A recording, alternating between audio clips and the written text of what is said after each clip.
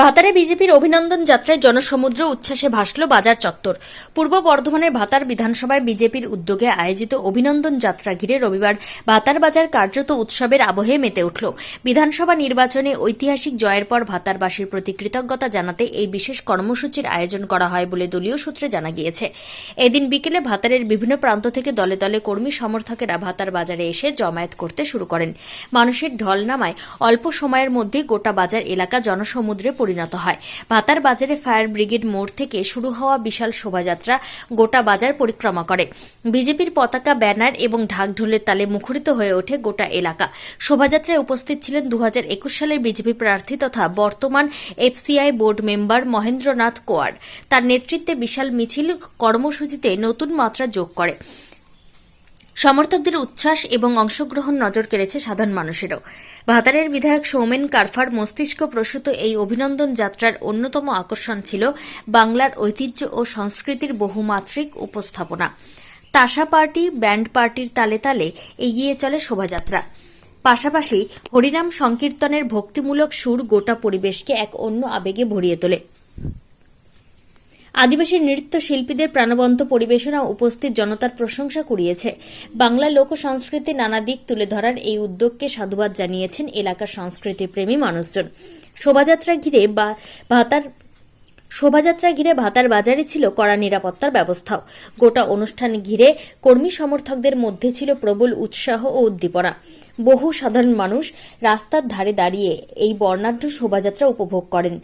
রাজনৈতিক কর্মসূচির পাশাপাশি এই অভিনন্দন যাত্রা যেন ভাতারের সামাজিক ও সাংস্কৃতিক মিলন মেলায় পরিণত হয়েছিল।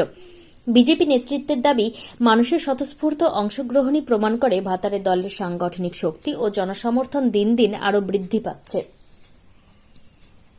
পূর্ব বর্ধমানের ভাতার থেকে শেখ মিলনের report, crime press, Bengal news.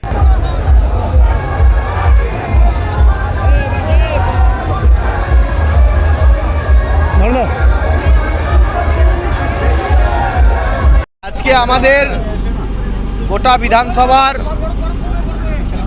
সমস্ত কার্যকর্তা, সমর্থক, ভোটার, যারা জাতীয়তাবাদী, রাষ্ট্রবাদী, যারা ভারতীয় জনতা পার্টিকে সমর্থন করেন, এরা সবাই মিলে জয়ের পর আমরা সেভাবে আনন্দ উদযাপন করিনি। আজকে আমরা ধন্যবাদ জ্ঞাপন যাত্রা করলাম।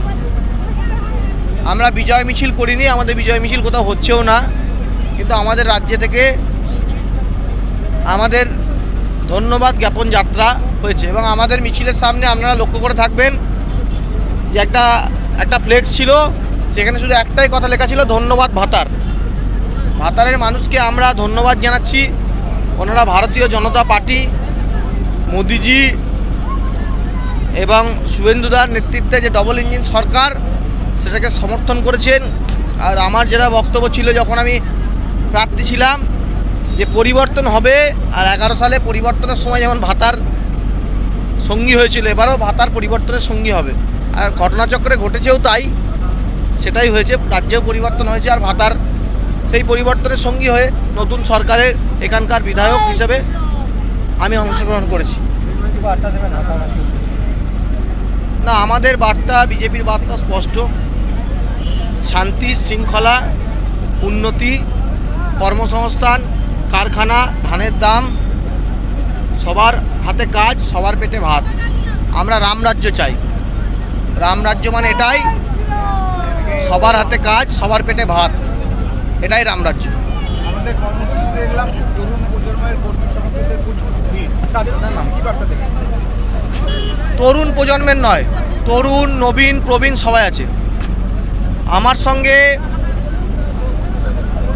আমি যতদিন জনসংঘ, পরবর্তীকালে বিজেপি যারা যারা প্রার্থী ছিলেন আজ পর্যন্ত, 2026 আমি প্রার্থী ছিলাম, তার আগে পর্যন্ত বিগত 40 বছর ধরে যারা প্রার্থী ছিলেন, কাশীপুরের দিব্যেন্দু কুমার, পরবর্তীকালে স্বরূপ গোস্বামী এবং ধাত্রীপদ কুমার, উনি প্রয়াত হয়েছেন। 2021 সালে ওনার নাতি মহেন্দ্রনাথ কুমার, এবং 26-এ আমি, 16 সালে অঞ্জন মুখার্জি।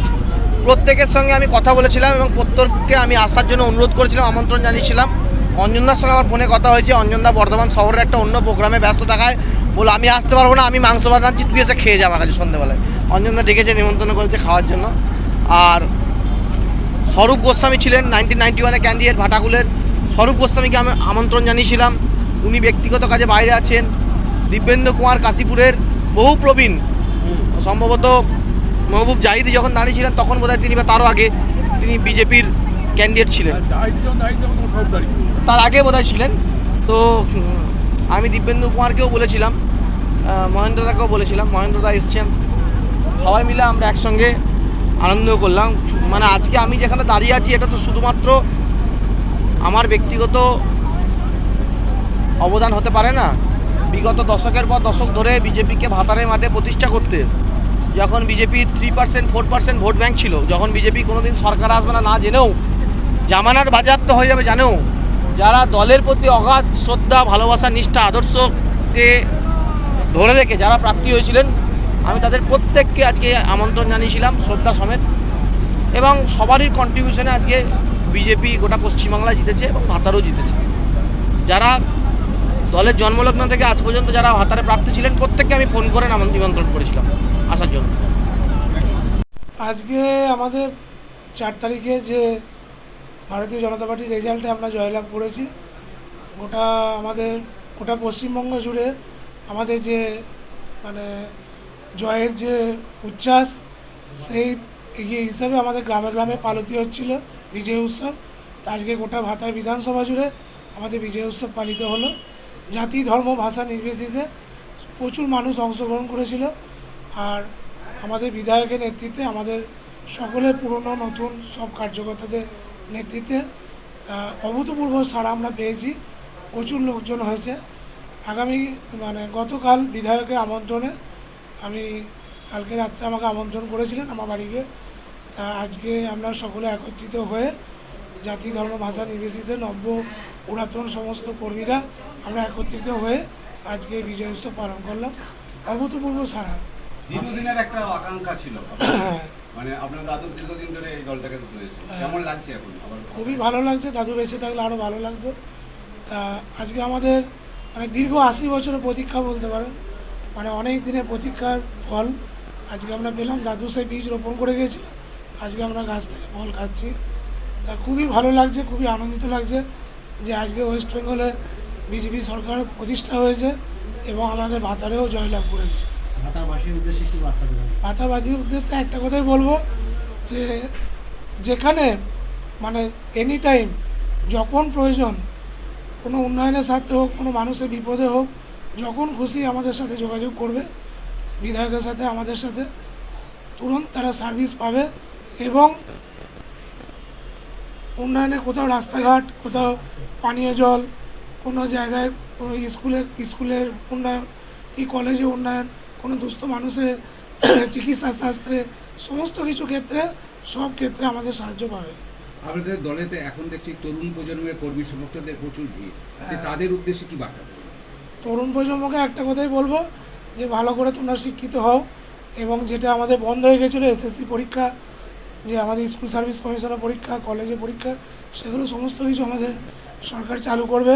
মাননীয় মুখ্যমন্ত্রী আশ্বাস দিয়েছেন যে যে যেখানে উপযুক্ত সে সেখানে রিক্রুটমেন্ট পাবে। আমার পরিচয়, আমি 2021-এ বিজেপির প্রার্থী ছিলাম ভাতারে, আর এখন আমি বর্তমানে FCI বোর্ড মেম্বার আছি খাদ্য দপ্তরে। আমার নাম মহেন্দ্রনাথ কুমার।